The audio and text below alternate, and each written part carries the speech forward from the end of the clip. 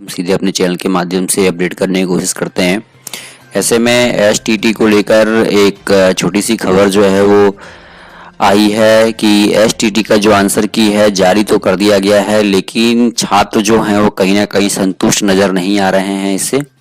देखिए, लिखा है यहाँ पे, आप देख सकते हैं कि बिहार विद्यालय परीक्षा समिति ने शनिवार को माध्यमिक शिक्षक पात्रता परीक्षा एसटीटी 2019 की पुनः परीक्षा की आंसर की आज जारी कर दी है। 9 से 21 सितंबर तक आयोजित परीक्षा में शामिल परीक्षार्थी पेपर 1 और पेपर 2 के सभी विषयों के सभी सेटों के आंसर की देख सकते हैं।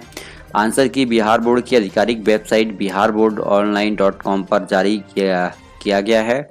20 अक्टूबर तक उम्मीदवार इसे चेक कर सकेंगे। अगर किसी उम्मीदवार को किसी भी प्रश्न में के उत्तर के प्रति कोई आपत्ति है तो 20 अक्टूबर तक ऑनलाइन आपत्ति भी दर्ज करवा सकते हैं। तो महत्वपूर्ण निर्देश दिया गया है और आशा है कि सभी ने आंसर की अपना जो है चेक तो कर लिया होगा, लेकिन समस्या आपको ये आई होगी कि आप अपने नंबरों का मिलान ठीक ढंग से नहीं कर पाए होंगे, क्योंकि जब तक आपके पास रिस्पॉन्स शीट नहीं होगा आपको कैसे ज्ञात होगा कि भाई आपने किस प्रश्न के किस ऑप्शन पे जो है टिक किया है। तो ये बड़ी समस्या है और कहीं ना कहीं जो छात्र है वो ठगा सा महसूस कर रहे हैं, जैसा कि व्हाट्सएप ग्रुप में छात्रों ने शेयर भी किया है कुछ, तो वो भी हम देख लेते हैं। चलिए,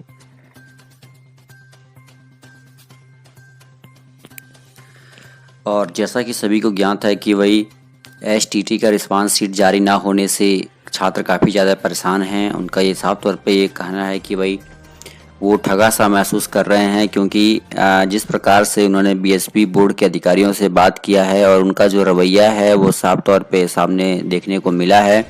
किसी भी प्रकार का कोई भी विभाग का कर्मचारी ऐसा रिस्पांस वाला नहीं दिखा और जिस प्रकार से बेतुका बयान दिया है उससे भी काफ़ी ज़्यादा छात्र परेशान हैं कि भाई इस प्रकार का बयान कैसे कोई दे सकता है।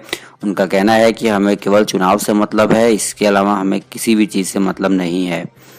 और वहीं रिस्पॉन्स शीट जारी ना होने से फिर से जो छात्र है वो ठगा सा महसूस कर रहे हैं। देख सकते हैं आप, लिखा हुआ यहाँ पे कि एसटीटी रिस्पॉन्स शीट जारी ना होने से ठगा सा महसूस कर रहे हैं छात्र। एसटीटी की परीक्षा ऑनलाइन माध्यम से संपन्न तो करा दी गई, परंतु इसके बाद आंसर की के इंतजार में बैठे छात्रों को दोबारा निराशा हाथ लगी है। पहली बार आंसर की जारी हुआ, लेकिन रिस्पॉन्स शीट जारी ना होने से छात्र अपने अंकों का मिलान नहीं कर पाए। वहीं दूसरी बार आंसर की तो जारी कर दिया गया, लेकिन रिस्पॉन्स शीट जारी ना होने के कारण एसटीटी छात्र अपने आप को ठगा सा महसूस कर रहे हैं। तो देख सकते हैं कि भाई फिर से वही वाली बात है, ढाक के तीन पात, जिसमें कि कोई बदलाव ना देखा जाए। और ऐसा होने से इसके पीछे का एक बड़ा षड्यंत्र भी सामने उभर के आ रहा है कि रिस्पॉन्स शीट जारी ना होने से धांधली के आसार भी बढ़ जाएंगे, क्योंकि विभाग लाख दावे कर ले, लेकिन कहीं ना कहीं इसके पीछे जो साजिश रची जा रही है वो साफ तौर पे रिस्पॉन्स शीट जारी ना होने से अब कहीं ना कहीं ऐसा लग रहा है कि भाई कोई ना कोई षड्यंत्र चुनावी फेर में रचा जा रहा है।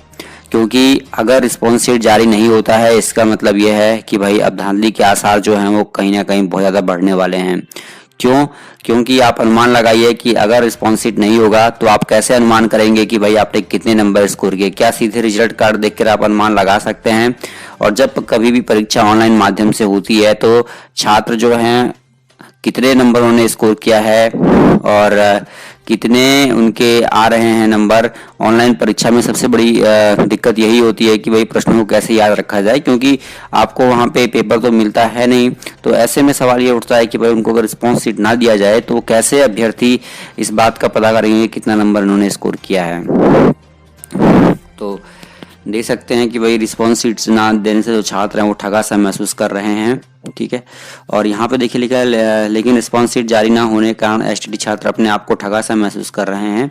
उनका कहना है कि बिहार बोर्ड शिक्षा विभाग छात्रों के साथ खिलवाड़ कर रहा है। बिना रिस्पॉन्स शीट के वे अपने अंकों का मिलान कैसे करेंगे? उन्हें कैसे पता लगेगा कि उन्होंने कितने नंबर स्कोर किए हैं? छात्रों की मांग है कि जल्द से जल्द रिस्पॉन्स शीट के साथ आंसर की दिया जाए। तो आंसर की रिस्पॉन्स शीट के साथ जो है जल्द से जल्द देने की मांग जो है वो की जा रही है बिहार बोर्ड के द्वारा। उनका साफ तौर पर कहना है कि शिक्षा विभाग जो है वो छात्रों के साथ जो है एक बड़ा जो है वो खिलवाड़ कर रहा है। जैसा कि सभी को ज्ञात है कि भाई विभाग की ओर से ये बात कहा गया था कि भाई रिस्पॉन्स शीट के साथ जो है वो आंसर की दी जाएगी, लेकिन उसके बाद इस प्रकार से फिर से छात्रों के साथ ये जो है वो छलावा देखने को मिला है। और कह सकते हैं कि भाई इस छलावे के फेर में कहीं ना कहीं छात्र जो हैं वो फंसते हुए नज़र आ रहे हैं। और देखिए 17 अक्टूबर को वेबसाइट पे जो है आपका आंसर की जारी कर दिया गया था, लेकिन इसके लिए जो समय दिया गया है देखिए बहुत कम दिया गया है, केवल 20 तारीख तक का ही समय इसमें दिया गया है। तो इससे ये भी सवाल उठता है कि भाई आपत्ति लगाने के लिए इतना कम समय क्यों दिया गया है, क्योंकि अभी तो प्रश्नों को ढूंढा भी जाएगा भाई कितने प्रश्न जो थे STT में गड़बड़ पाए गए थे उन्हें देखना, और उसके बाद आपत्ति लगाना, इसमें भी काफ़ी लंबा समय लगता है। तो ऐसे में ये भी सवाल है कि भाई इतना कम समय क्यों दिया गया, केवल 3 दिन का समय दिया गया है आपत्ति दर्ज करने के लिए। और देखिए यहाँ पे सरकारी नौकरी पर नीतीश ने डाल दिया हथियार, कहा सबको देना संभव नहीं। आप देख सकते हैं कि भाई इस प्रकार के बेतुके बयान जो हैं क्या कोई CM जो है वो दे सकता है अपने प्रजा के प्रति। देखिए उनका कहना है कि हर किसी को सरकारी नौकरी नहीं दी जा सकती है। मेरे दोस्तों आप लोगों को यही कहना होगा कि आप एक आंकड़े के माध्यम से आप लोगों को खुद जानते हैं कि बिहार में हर विद्यालय में कम से कम 5 से 6 टीचरों की कमी है। शिक्षा व्यवस्था जो है चौपट है। जिन विद्यालयों में 10 शिक्षक होने चाहिए वहाँ 3 या 4 शिक्षक से काम चलाया जा रहा है।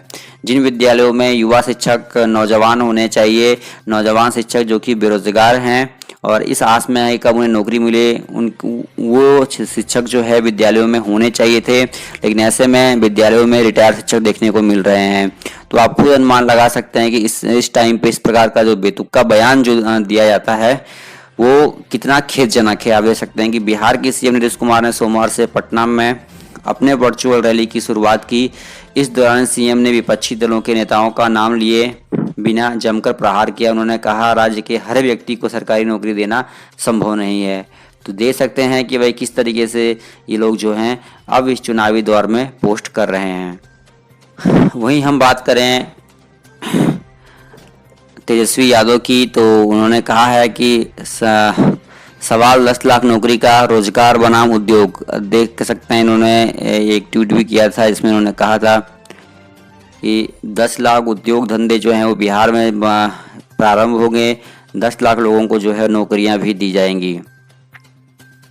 तो देख सकते हैं यहाँ पे मैं आपको दिखा देता हूँ, जूम करके देखिए, लिखा है बिहार विधानसभा चुनावी लड़ाई में इस बार बेरोजगारी का मुद्दा काफ़ी ज़्यादा हावी हो रहा है। ऐसे में राजनेता जाति पर पूरा जोर देते हैं, लेकिन देख सकते हैं शिवासी पंडित को माने तो 2020 चुनाव का अहम मुद्दा बेरोजगारी ही हो सकता है। कोरोना काल में इसे और हवा दी जा रही है। तो देख सकते हैं कि भाई इन्होंने युवाओं के मन की बात में भी ये बात कही थी कि भाई हम बेरोजगारी को समाप्त करेंगे।